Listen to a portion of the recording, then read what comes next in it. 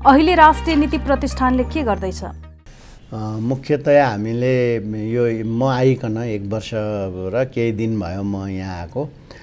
सबभन्दा पहिला त हामीले आन्तरिक रूपमा हाम्रा रुल रेगुलेसनहरू बनाउने, नियमहरू प्रक्रियाहरू टुङ्गो लाउने आन्तरिकलाई पहिलो चरणमा सक्यौँ र दोस्रो चरणमा कर्मचारीहरूको भर्ना।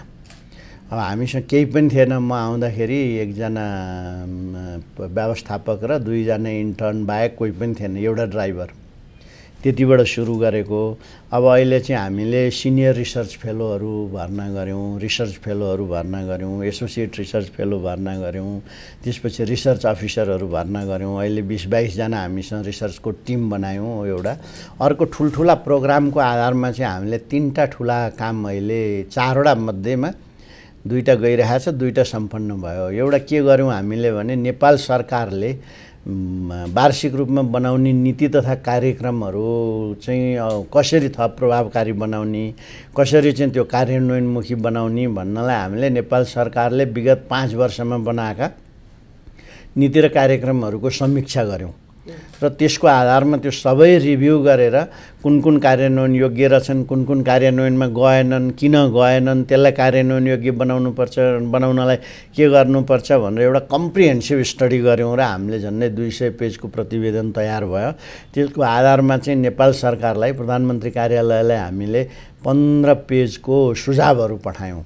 नीति बनाउने कुरामा नीति बनाउनु अघि अनुसन्धान गर्ने चलन सुरु भएको थिएन त? 3-4वटा कुरा रहेछ। एउटा चाहिँ तपाईको कानुनी सुनिश्चितता नगरिकन, कानुनै नभइकन नीति बन्छ अनि कानुन कार्यान्वयनमा जाँदैन। रिसोर्सको सुनिश्चितता नभइकन पनि नीतिहरूमा हाल्यो अनि त्यो कार्यान्वयन गर्नलाई रिसोर्स हुँदैन। त्यसपछि गएर अर्को संस्थागत संरचना नभइकन नीति लेख्यो, अब त्यहाँ पर्छ, वार्षिक कार्यक्रममा पर्छ अनि त्यसपछि त्यो कार्यान्वयनमा जाँदैन। अनि नीति र कार्यक्रम बनाउने र बजेट बनाउनेमा तालमेल नहुने के। कतिपय नीति र कार्यक्रममा आयो, बजेटमा परेन भने त त्यसै कार्यान्वयनमा जाने भएन। अनि कतिपय चाहिँ यस्तो खालले राखेको हुने कि तपाईँको त्यसै पहिला जे गरेछ त्यही हालिदिने। साक्षरता उन्मूलन भन्यो, कति वर्षदेखि त्यो आएको छ। वृक्षारोपण भन्यो, त्यो आएको छ। तालिम भन्यो, आएको छ। अनि त्यसको चाहिँ कति भयो त, उपलब्धि कति भयो, भएन भने किन भएन, त्यसको चाहिँ केही पनि सूचाङ्कहरू नि छैन, केही पनि छैन। त्यस कारणले खालि त्यो अब कतिपय केसमा त अलि सिरियसली त्यो सबै कुरो हेर्ने भन्दा पनि हतारमा गरेर पठाउने गरेको पनि देखियो। दोहोरिएका धेरै कुराहरू देखिए। त्यस कारणले अहिले हामीले के भन्यौँ भने जुन कार्यान्वयन गर्नको लागि कानुन एभाइलेबल छैन, जुन कुरो कार्यान्वयन गर्नको लागि साधन स्रोतको सुनिश्चितता छैन, साङ्गठनिक संरचना प्रष्ट छैन, त्यस्ता हाल्दै नहाल्नुहोस्। हाम्रो सिफारिस उहाँहरूलाई त्यस्तो नहालौँ। अर्को कुरो सधैँभरि त्यही नै यो तालिम हो मात्रै भनेर नहालौँ। परिणाम दिने गरी उल्लेख गर्न सकिन्छ भने हालौँ, होइन भनेदेखि त्यो चाहिँ जाँच हुनु पऱ्यो नि त। कसैले जिम्मेवारी, अर्को हामीले के गर्यौँ भने नीतिमा हाल्ने नगर्ने तले त कसैले जिम्मेवारी लिनु पऱ्यो नि त। त्यो जिम्मेवार को हो नि, कसले नीतिमा हाल्यो, कुन मन्त्रालयबाट कहाँबाट पर्यो, अनि किन कार्यान्वयन भएन, कोही त जिम्मेवार हुनु पऱ्यो। त्यस कारणले त्यो जिम्मेवार गर्ने र राम्रो गर्नेलाई पुरस्कार र नराम्रो गर्नेलाई चाहिँ सजायको व्यवस्थासहित त्यसलाई चाहिँ समावेश गर्नुपर्छ भनेर पनि हामीले राखेका छौँ हाम्रो सिफारिसमा। त्यस्तै अर्को सिफारिसमा चाहिँ यसलाई चाहिँ सूक्ष्म तरिकाले अनुगमन गर्नु पर्यो, भयो कि भएन भन्ने सवालमा। त्यसपछि गएर यो बनाउने नै सवालमा पनि एउटा चाहिँ योजना आयो। अर्थ मन्त्रालय, प्रधानमन्त्री कार्यालय सहितको एउटा कमिटी, डेडिकेटेड कमिटी नै बनाएर उसले चाहिँ हेरेर सबै कुरालाई सुनिश्चित गरेकालाई मात्रै त्यसमा पार्ने। नत्र भने विभिन्न मन्त्रालयबाट लेखेर आउँछन्। अब कतिसम्म पनि आउँदो रहेछ भने तपाईँको 1 वर्ष 1 थोक भनेर टार्गेट राखेको छ, त्यसको जस्ट अर्को वर्ष फेरि अलिकति चेन्ज गरेर त्यही आइरहेछ, केही पनि भएको छैन होइन। अब यस्ता कुराहरू भयो हुनाले हामीले चाहिँ त्यसलाई सूक्ष्म तरिकाले, मिहिन तरिकाले सबै आइसकेपछि अध्ययन गरौँ, एउटा खाकामा राखौँ। अनि त्यो खाकामा जुन फिट हुन्छन् तिनलाई मात्रै राष्ट्रपतिले सदनमा पढ्ने गरी नीति र कार्यक्रम बनाऊ। र त्यो नीति र कार्यक्रम चाहिँ बजेटसँग तालमेल हुनु पर्यो नि। बजेट बन्दाखेरि त्यसलाई सम्बोधन गरेन भनेदेखि त भोलि काम हुँदैन। त्यस कारणले बजेटसँग सम्बन्धित हुने हुनाले अर्थ मन्त्रालयको संलग्नतासहित हुने गरी गरौँ भनेर हामीले झन्डै 35-40वटा सुझावहरू प्रधानमन्त्री कार्यालयले के गर्नुपर्ने, अर्थले के, अरू मन्त्रालयहरूले के, राष्ट्रिय योजना आयोगले के भनेर त्यसको सूक्ष्म अध्ययन गरेर हामीले त्यो सिफारिस गऱ्यौँ। एउटा महत्त्वपूर्ण काम अहिलेको लागि र हामीलाई प्रधानमन्त्री कार्यालयबाट मुख्य सचिवज्यूले के भन्नुभएको छ भने यो चाहिँ हामी सबै मन्त्रालयहरूलाई पठाउँछौँ र यही अनुसारको गर्नु भनेर गर्छौँ भन्ने कुरो भएको छ एउटा, होइन। हाम्रा नीतिहरू अछुवा र कानुन नटेकी बन्ने रहेछ भन्ने त देखायो नि, होइन? अब त नकारात्मक तरिकाले भन्दा त त्यसो भने पनि हो, तर त्यो यो नीतिहरू बनाउन चाहिँ अझै धेरै मेहनत गर्नुपर्ने रहेछ के।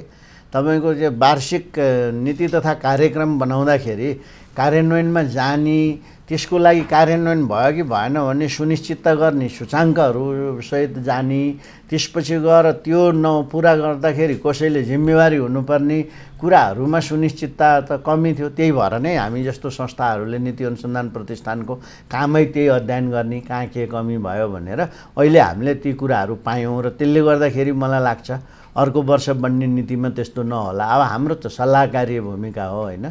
एउटा चाहिँ यो पाटो हामीलाई लागेको एउटा राम्रै खालको योगदान राज्यलाई पुग्छ यदि मन्त्रालयहरूले हाम्रो सुझावलाई चाहिँ कार्यान्वयन गरे भनेदेखि अब आउने यही आर्थिक वर्ष, नयाँ आर्थिक वर्षमा आउने नीति र कार्यक्रम नै प्रभावकारी भएर जान्छ। एउटा त्यो पाटो छ।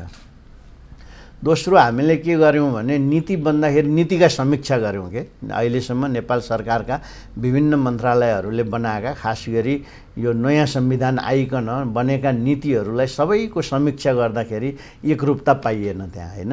कसैले कुनै विषय राखेको छ, कसैले कुनै राखेको छ, कसैको तल, कसैको माथि, कसैको चाहिने कुराहरू पनि छैन। धेरै कुराहरूमा चाहिँ नमिलेको जस्तो पाएको हुनाले अहिले हामीले चाहिँ त्यो सबैलाई मिलाएर एउटा स्ट्यान्डर्ड दिग्दर्शन बनाउनु।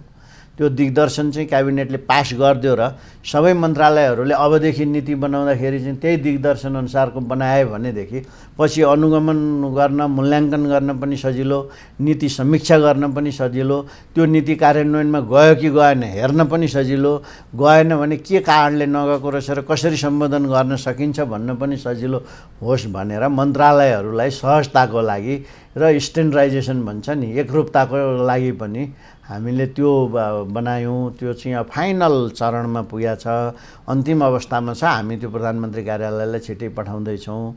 अर्को हामीले गरेको काम भनेको जिल्लामा राज्यका प्रतिनिधिमूलक संस्थाहरूमा सबैभन्दा अगाडि देखिएका भनेका सिडिओ, जिल्ला प्रशासन कार्यालय र जिल्ला प्रहरी कार्यालय। त्यो जिल्ला प्रशासन कार्यालय र जिल्ला प्रहरी कार्यालयको सेवाप्रति जनताको सन्तुष्टि कस्तो छ भनेर गृह मन्त्रालयसँग मिलेर हामीले उहाँहरूको सन्तुष्टि मापनको एउटा अध्ययन गऱ्यौँ, होइन। देशैभरिलाई लागू हुने गरी त्यो एउटा अध्ययन गऱ्यौँ र त्यसको आधारमा अहिले हामी डाटाको तथ्याङ्कहरू विश्लेषण गर्दैछौँ। यो तथ्याङ्क विश्लेषण गरिसकेपछि हामी गृह मन्त्रालयलाई प्रधानमन्त्री कार्यालय मार्फत लेखेर पठाउँछौँ। यसो यो क्षेत्रमा चाहिँ सुधार गर्यो भने अझ बढी प्रभावकारी हुने रहेछ। जनताका गुनासाहरू यी देखिए, जनताहरू यो क्षेत्रमा सन्तुष्ट देखिए सिडिओ पुलिसको काममा, यो क्षेत्रमा चाहिँ अझ सुधार्नुपर्ने क्षेत्रहरू देखियो, त्यस कारणले यसो गर्नु भनेर हामीले सिफारिस पठाउँछौँ। त्यो सिफारिस उहाँहरूले कार्यान्वयन गर्नुभयो भने त्यो अर्को महत्त्वपूर्ण पाटो हो, होइन। अर्को तेस्रो काम हामीले के गर्यौँ भने यो भोटरको यो मतदाताको मेसिनबाट मतदान गर्ने प्रणाली कतिको ठिक हो कि होइन त, यो कतिको सरल छ, कतिको सहज छ, कतिको सुरक्षित छ भन्ने बारेको पनि एउटा अध्ययन गरेका थियौँ। त्यसमा हामीले के पायौँ भने सारांशमा अहिले नै देशैभरि यो मेसिनबाट गर्न व्यावहारिकता देखिएन। त्यसको चाहिँ धेरै प्राविधिक जटिलता धेरै रहेछ, सुरक्षासँग सम्बन्धित जटिलता धेरै रहेछ। त्यस कारणले नास्ट छ नि हाम्रो राष्ट्रिय यो विज्ञान तथा प्रविधि प्रतिष्ठान, प्रज्ञा प्रतिष्ठान हो, त्यसको नेतृत्वमा विभिन्न विश्वविद्यालयहरूका त्यो क्षेत्रका प्राविधिज्ञहरू, विशेषज्ञहरू, नेपाल सरकारका विशेषज्ञहरू सहित बसेको कमिटीले हामीलाई चाहिँ त्यो मेसिनहरू त महँगा हुने भए जहाँ पाए वहीँ पाइँदैन, नपाइने रहेछ, मोनोपोली हुने रहेछ, अरूले बनाएको मेसिनको सुरक्षाको बारेमा हामीलाई हो नहुने। त्यस कारणले हामीले नै यहीँबाट सिफारिस गरेर मध्यम कालमा यो एकदम आवश्यक छ, तर अहिले नै चाहिँ यो भोटिङ मेसिनबाट निर्वाचन गराउनु त्यति उपयुक्त नदेखेको हाम्रो निष्कर्ष रह्यो, होइन। त्यो पनि हामीले सिफारिस गऱ्यौँ।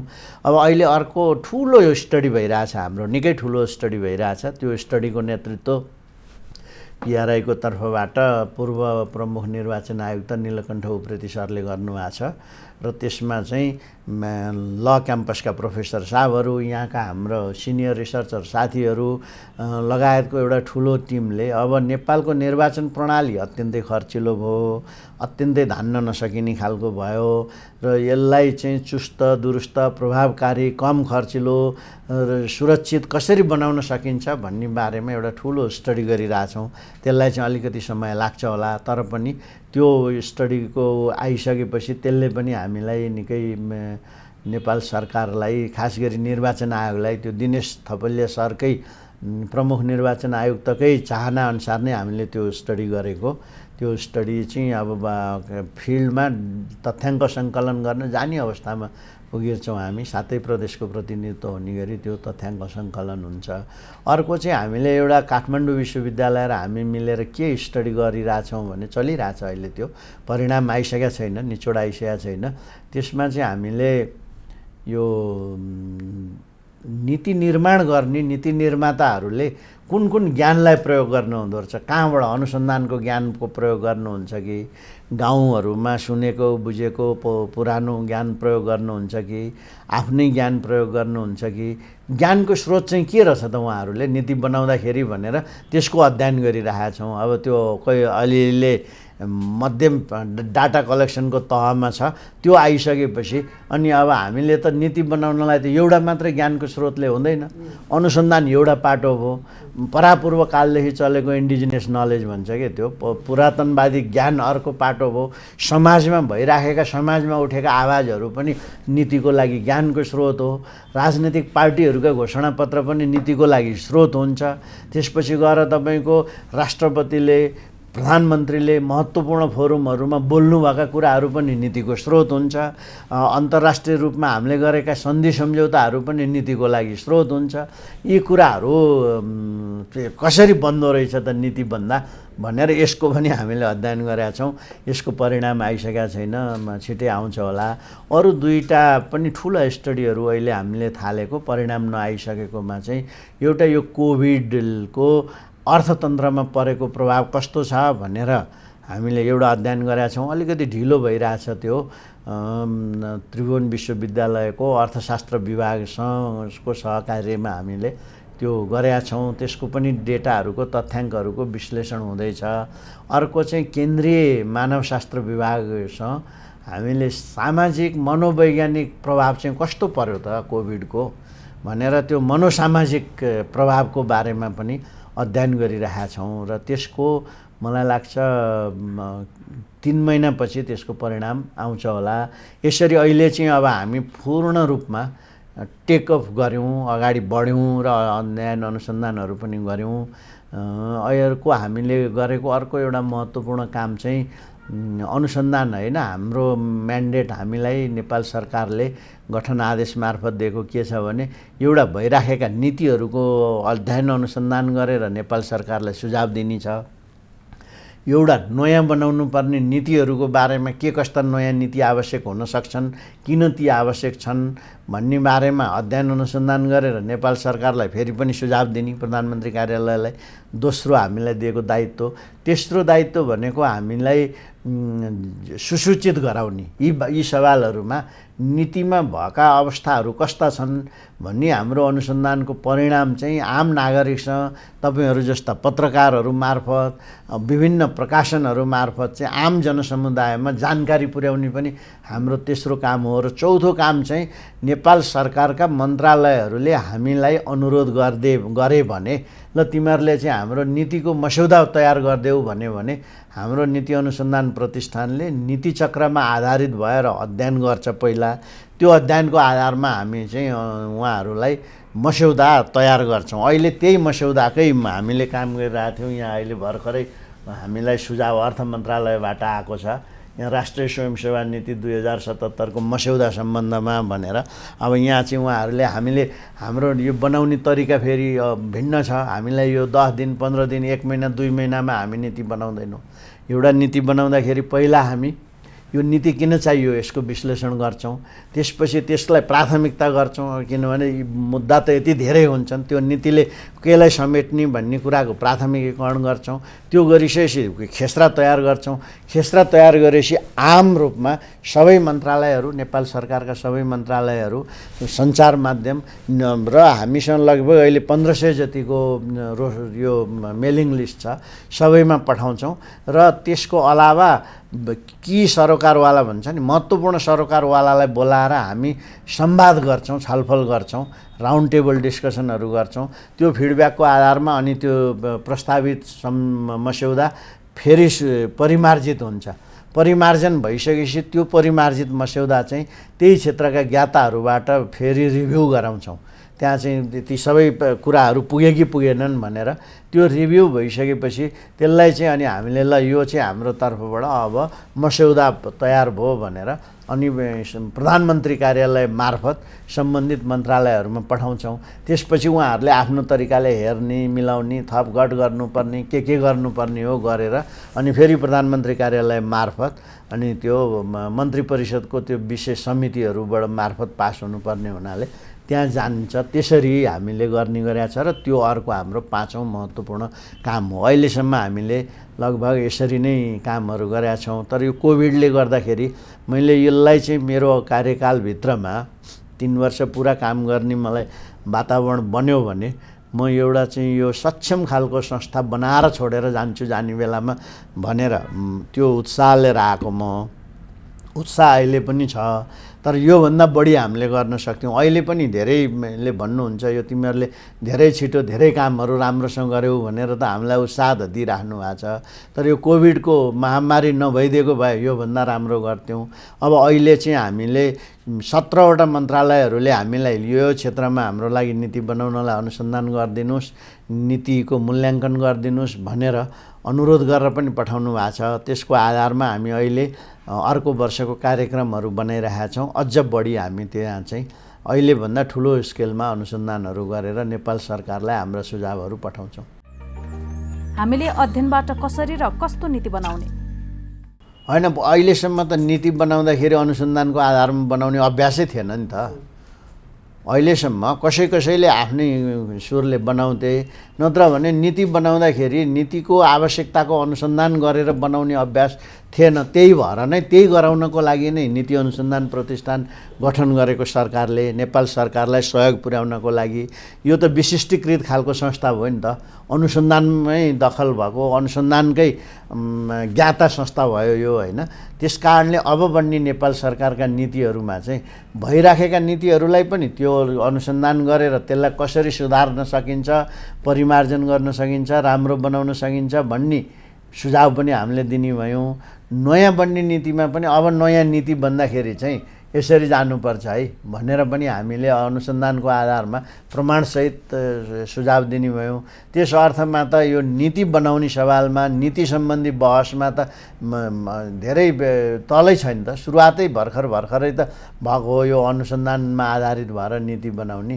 नत्र त तपाईँको नीति त तपाईँले अलिकति सूक्ष्म तरिकाले हेर्नुभयो भने मन्त्रालयका सहसचिवज्यूहरूले अथवा मन्त्रालयका अधिकारीहरूले सुई लेखेर पास गर्ने गरेका थियो नि, बहस त्यति हुन्थेन, होइन। अब अहिले बहसहरू हुन लागेको छ। उदाहरणको लागि हामीले चाहिँ स्वयंसेवा परिचालन नीति बनाइदिइरहेछौँ अहिले यो युवा तथा खेलकुद मन्त्रालयलाई। त्यसमा हामीलाई 7 महिना भयो हामीले त्यसमा काम गरेको। पहिलो 3 महिना हामी अनुसन्धानमा लाग्यौँ, संसारमा युवा नीतिहरू कसरी बनाएर रहेछन्, के भएका छन्, त्यसका लर्निङहरू के हुन्छन्, हाम्रो नीतिले केलाई समेट्नुपर्छ, के खतराहरू भएका छन् भनेर 7 महिनामा 3 महिनाको अध्ययनपछि अनि हामीले 1 महिना लाएर प्राथमिकीकरण गरेर मस्यौदा तयार गरिसकेपछि अहिले ल झन्डै 1.5 महिना भइरहेछ। हामीले पुरा बहसमा छ, त्यो सार्वजनिक रूपमा छ, वेबसाइटमा राखेर हामीले आह्वान गरिरहेका छौँ ल यसमा सुझाव दिनुहोस् भनेर। झन्डै 1500 जति सङ्घ संस्था व्यक्तिहरूलाई हामीले पठाएका छौँ तपाईँहरूको सुझाव दिनुहोस् भनेर। हामीलाई सुझावहरू पनि आइरहेको छ। अब त्यसलाई फेरि संश्लेषण गरेर फेरि हेरेर त्यसको आधारमा हामीले परिमार्जन गरेपछि अनि विज्ञलाई यो गर्न पठाउँछौँ। नीति बनाउनु पर्ने यसरी हो, तपाईँको एउटा निश्चित जनतामाथि कार्यान्वयन हुने भए जस्तो जनताले त्यसको अपनत्व लिनु पर्यो नि। सरोकारवालाले भनौँ न, जनता भन्ने त साह्रै ठुलो, जो त्यसका सरोकारवालाहरू हुन्, ती सरोकारवालाहरूले अपनत्व नलिएसम्म त नीति काम प्रभावकारी हुँदैन। त्यस कारणले अपनत्व कसरी लिन्छन् त भन्दा सुरुदेखि नै उनीहरू पनि यो नीति निर्माणको प्रक्रियामा संलग्न भयो भनेदेखि नै अपनत्व लिने हो, थाहा पनि हुन्छ। त्यस कारणले हाम्रो अहिलेको प्राथमिकता भनेकै जसरी हुन्छ सरोकारवालाहरूका सवालहरू आउनु पर्यो, सरोकारवालाहरूले हामीलाई सुझावहरू दिनु पर्यो, सरोकारवालाहरूका विचारहरू आउनु पर्यो। त्यो सबै नीतिमा नरहन सक्छन्, किनभने एकदम पुरै कन्ट्राडिक्टिभ होइन, दुईतिर बाजिनी खालको आयो भने त दुइटै त बस्दैन, एउटा बस्छ होइन। तर पनि त्यसले के गर्छ भने त्यसलाई चाहिँ भोलि त्यो सवाललाई कसरी सम्बोधन गर्ने त भन्ने त कार्यनीतिबाट, रणनीति कार्यनीतिबाट पछि तय गर्न सजिलो हुन्छ।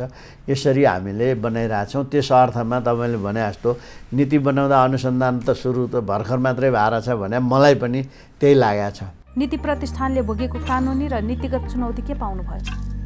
अब अहिलेसम्म हामी गठन आदेशबाट सञ्चालित छौँ।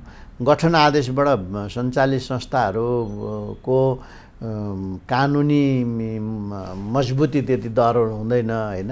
खारेजी गर्न चाह्यो सरकारले भने कुनै पनि बेला खारेज गर्न सक्ने भयो। तर अहिले राम्रो पक्ष चाहिँ हाम्रो के छ भने प्रधानमन्त्री कार्यालयले बिल पेश गरेको थियो माथिल्लो सदनमा। माथिल्लो सदनबाट हाम्रो त्यो चाहिँ बिललाई चाहिँ पास गरेर अहिले संसदको तल्लो सदनमा छ। अब सायद यो सबै राम्रो हुँदै गयो भने अहिलेको सदनले पास गरिदेला। बिल पास भएर ऐन बनेपछि चाहिँ अनि हामी ऐनले स्थापित संस्था हुने भयौँ, अझ सुदृढ, अझ मजबुत हुने अवस्था देखिन्छ। अब अहिले यो 2 वर्ष पुगेर 3 वर्ष लाग्यो यो संस्था सुरु भएको होइन। तर अहिलेसम्म अरू धेरै कानुनी झन्झटहरू, अप्ठ्याराहरू केही पनि हामीले फेस गरेका छैनौँ।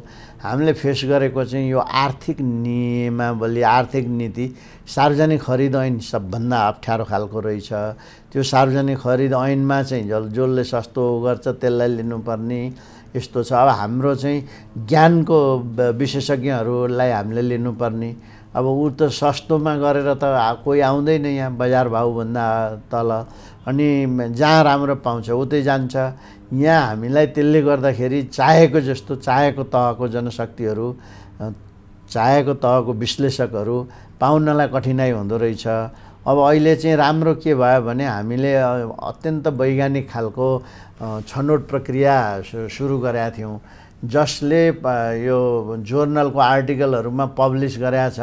यसलाई गुगल साइटेसन इन्डेक्स भन्छ। गुगल स्कलरको साइटेसन इन्डेक्समा जो माथि आउँछ त्यही पर्ने गरी राखेको हुनाले अहिले हाम्रो खुसीको कुरो 3 जना बाहिर बसेर काम गरिराख्नुभएका सिनियर व्यक्तिहरू पनि नेपाल फर्केर काम गर्न आउँदै हुनुहुन्छ। अमेरिकामा प्राध्यापन गरेर बस्नुभएको एकजना प्राध्यापक म्याडम हुनुहुन्थ्यो, 6-7 वर्षदेखि त्यहाँ पढाउँदै गरेको। उहाँ फर्केर म नेपालमा आएर पिआरआईमा काम गर्छु भनेर अस्ति हामीले उहाँलाई रिक्रुट गर्ने भएर यो नियुक्ति गर्ने निर्णय गऱ्यौँ। उहाँ चाहिँ तयारी गरेर फर्किँदै हुनुहुन्छ। 10 वर्षदेखि वरिष्ठ वैज्ञानिक भएर जापानमा बसेर काम गरिराख्नु भएको एकजना खनालजी हुनुहुँदो रहेछ, डाक्टर खनाल। उहाँले पनि म नेपालमा फर्केर आफ्नै देशमा म केही गर्छु, देशलाई नै माया गर्छु भनेर उहाँ पनि अब यो अप्रिल, अङ्ग्रेजी महिनाको अप्रिलको मध्यदेखि जापानको काम छोडेर यहाँ आउँदै हुनुहुन्छ। अर्को एकजना बेलायतमा हुनुहुन्छ, उहाँले पनि म आएर काम गर्छु, त्यहाँ अनुसन्धान गरिरहेको मान्छे, म नेपालमै आएर काम गर्छु, मलाई नेपालमै काम गर्ने रहर छ, खास गरी राज्यकै नीति निर्माणमा सुधार गर्न रहर छ भन्न खोजेको के भने यसरी बाहिर बसेका विद्वानहरू पनि फर्केर आएर पिआरआईमा काम गर्ने भन्नुभएको छ। त्यो पनि हाम्रो लागि सकारात्मक हो। अर्को चाहिँ अलिकति मेहनती खालका, अध्ययन अनुसन्धानमा चाख राख्ने, प्राथमिकता दिएका नेपाल सरकारका रिटायर्ड भएका सचिवजीहरूले पनि आएर हामीसँग काम गर्न थाल्नुभयो। मधुर एग्मेजीले हामीसँग काम गर्नुभएको थियो, अहिले उहाँ शिक्षक सेवा आयोगको प्रमुख त्यो छानिनु भएर यहाँ छोड्नुभयो। अहिले पनि थाइल्यान्डको लागि नेपाली राजदूत हुनुहुन्थ्यो खगनाथ भट्टराईजी, उहाँ फर्केर आएर अन्तर्राष्ट्रिय सम्बन्ध विभागमा पढाइराख्नु भएको रहेछ। त्यहाँबाट उहाँले यहाँ आएर अहिले हामीसँग रेगुलर काम गर्न थाल्नुभयो। नेपाल सरकारका अधिकारीहरूको पनि अलिकति हामीप्रति सकारात्मक धारणा बन्ने, यहाँ आएर काम गर्ने भएको छ। यो साझा थलो हो यो देशका, अनि हामीले अर्को ठुलो काम गरिरहेका छौँ। यो देशभरि भएका विद्वानहरूको चाहिँ यो रोस्टर तयार गर्ने, कुन कुन क्षेत्रमा को विशेषज्ञहरू हुनुहुन्छ, केमा विशेषज्ञता छ, अनि उहाँहरूलाई चाहिँ नेपाल सरकारले हामीले कसरी प्रयोग गर्न सकिन्छ भन्नलाई थाहा पाउनु पर्यो पहिला। त्यसरी हामीले त्यो रोस्टर पनि तयार गरिरहेका छौँ। अहिले यसरी नै कामहरू भइरहेछ।